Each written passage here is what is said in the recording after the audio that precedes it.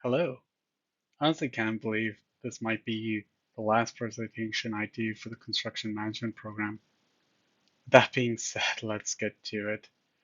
My topic is about innovation and technology and basically unleashing the construction potential. My name is Georgi Varki. I work at Ledcor, and to be exact, Ledcor Technical Solutions. I'm a project manager for the Access Build. And this means I'm responsible for the construction and deployment of fiber optics to the home. Currently working on a rural fiber project that will require 170,000 meters of horizontal directional drawing and will be connecting roughly 5,000 homes. I have roughly 12 years of experience, a diploma in mechanical design, and also got my PMP. My current goals are to move to Alberta, take the GMAT exam in 2024, January hopefully, and also finish the construction management degree program. In order to help reduce the file size, I'm just going to take off my camera, my video. Do you agree or disagree that innovation and technology are not improving productivity in the construction industry? Well, for me, I disagree. I believe it does improve productivity, and we're just slow in implementing change. The importance of innovation and technology. Enhancing efficiency and productivity. Innovation and technology have the power to streamline processes, automate tasks, and improve overall efficiency in various industries. By implementing innovative solutions and leveraging advanced technologies, organizations can optimize operations, reduce manual errors, and achieve higher productivity levels. This leads to cost savings, faster turnaround times, and increased output. It can also drive economic growth and competitiveness. Innovation and technology are crucial drivers of economic growth and competitiveness at both the individual organization and national levels. By embracing new technology and fostering a culture of innovation, companies can gain a competitive edge in the market. Additionally, advancement in technology often lead to the emergence of new industries, job opportunities, and economic development actually. Enabling new opportunities and solutions. Innovation technology paves the way for creation of new opportunities and solutions that were previously unimaginable. It opened doors to novel business models, products, and services. Through constant innovation, organizations can stay ahead of the curve, adapt to evolving market demands, and identify new areas of growth and expansion. I believe we saw one of these during our weekly presentations on the modular homes. I believe that's a great innovation that's come out. It's new in the market, it's evolving. It's new in North America. It's been evolving in Europe for quite some time. But I believe those are new ways that we can grow as in this industry. Addressing societal challenges. Innovation and technology have the potential to address major societal challenges, ranging from healthcare and education to sustainability and renewable energy. Breakthrough in medical technology, for instance, can revolutionize healthcare delivery and improve patient outcomes. Similarly, technological innovations can drive sustainable practices, reduce environmental impacts, mitigate climate change. By harnessing innovation and technology, societies can tackle pressing issues and create a better future. Productivity challenges in construction. The construction industry faces two major issues: going over budget and missing project deadlines. According to this graph by McKinsey and Company, construction projects are delayed on average by 20 months and face an average cost overrun of 80%. Since the industry operates on slim profit margins, these overruns are a significant challenge. However, this also provides an opportunity for the construction industry to explore alternative approaches just because the others have already done this for us. We don't have to start from square one. This year, a study came out by KPMG. It surveyed 275 Canadian construction companies. That's right, Canadian. 90% said labor shortage is drastically affecting their ability to stay competitive. 73% believe Canada is lagging behind other countries in adapting new technologies. 85% of these companies believe that technology is the solution moving forward that'll make organizations more competitive. And 50% of the companies will spend more than 10% of their operating budget on technology and digital transformation. In this study, there was a quote that I saw by Tom Rodfisher from KPMG. He said, digital tools, if used smartly, save time and money, reduce waste, and improve worker safety and productivity.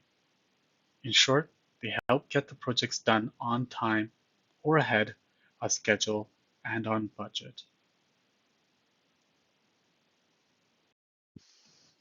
IDC completed a study which was sponsored by Autodesk. Construction companies all around the world believe that these are the top benefits/areas we could see improvements in our construction projects if we were to embrace technology. Project management performance, we could see a gain of roughly 20%. Health and safety, we could see a gain of roughly 13%. Controlling your time and schedule, 13% increase there, or decrease, so depending on how you want to see it.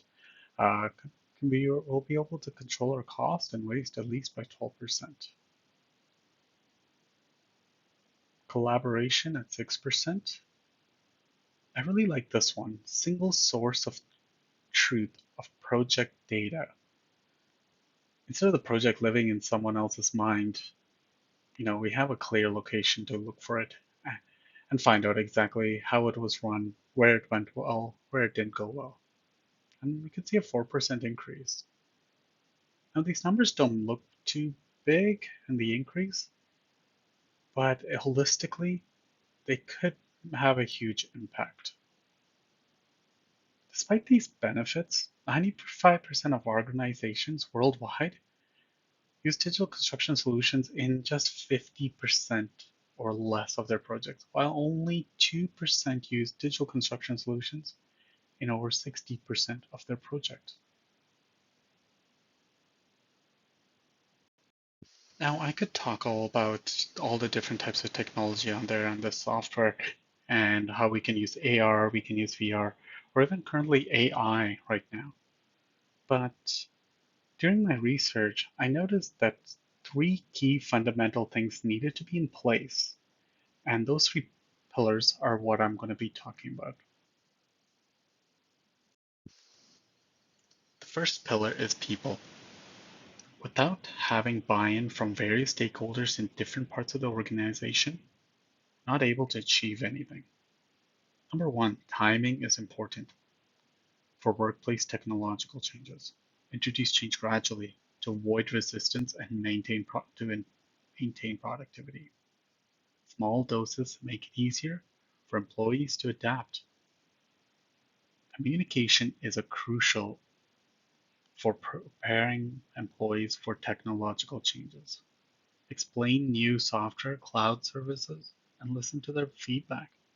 Consider their suggestion and empathize with their perspective. Employee participation is the next topic. Implement change successfully, employers should encourage participation. They can collaborate with staff to introduce new innovations. They can recognize and reward helpful employees. And employers can create a culture of innovation and engagement. Finally, resource and education. Employers should provide resources like training classes to help employees prepare for these advancements and smoothly transition them into using the new technology. A lot of upfront cost is required, but that will pay off at the end. The next big pillar is data. We have data on a lot of projects, but sometimes we don't know what to do with it. So many lessons learned. If we have no way of compiling the data to ensure that it's readily available to us when we're required, then data is just a series of words and numbers. Cloud-based central database. The central database needs to sit at the core for the data we mostly see today. It's collected in a silo of tools. We need to ensure this data is readily accessible. Real-time access. Real-time access to information is absolutely critical. Most construction projects today run in a reactive nature due to the lack of real-time integration to data. I'm not sure how many of you have had this issue, but I've had issues where the IFC drawings that we were working on were a couple of weeks old, and we weren't informed that a new IFC drawing was available. And then finally, data analysis. Again, data is useless unless we can analyze it. We need to be able to have dashboards and capabilities in which we can drill down to the relevant data and insight at any point in time in the project and to understand why and how something happened. The third and final pillar is processes. Processes, processes, processes. You'll always hear PMs say processes, and it'll kind of get annoying. It's just because in our PMP, it's all about process flow, all these process flow diagrams and everything. Number one, model, gather details about the process and create that diagram. Number two, implement it. Once you've created that flow diagram, you need to see how to implement it. Number three, execute. We put it into the workforce and see if there are any improvements. Number four, we monitor, record the data from the changes made. Number five, you now know what works and what did not. We had to optimize it and improve it again. And the cycle continues. Finally, once you have all those three pillars, you need to make sure you put them together. Teams can gain a comprehensive understanding of how changes, actions, and decisions impact scheduling, budget, and timelines. The integration of these three is crucial for ensuring efficient and low-risk projects.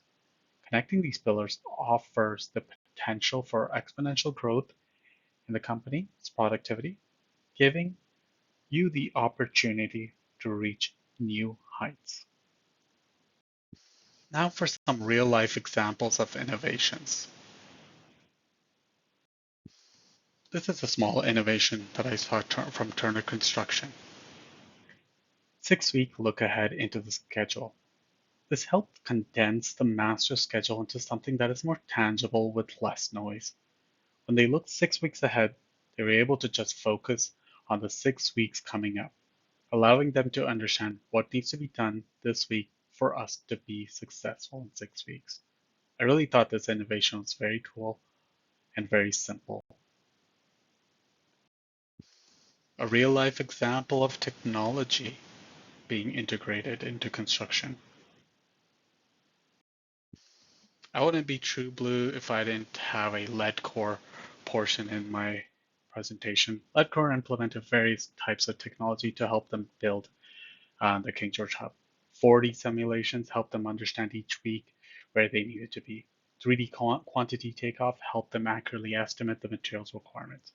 Drone footage providing line of sight at different angles, allowing them to get to areas that would be harder to reach. And finally, VR and AR help them visualize what needed to be done in the area they're working in. In conclusion, the construction industry has been suffering from productivity issues and the lack of implementing innovation and technology. And this has gone on for far too long. We need to address the three pillars to ensure we can proceed in the right direction. The benefits are clear as day. So if you feel your company is not doing enough, then I dare you to show them how your way is more efficient and effective. I hope my presentation was clear and concise. Thank you for listening to me and have a wonderful evening.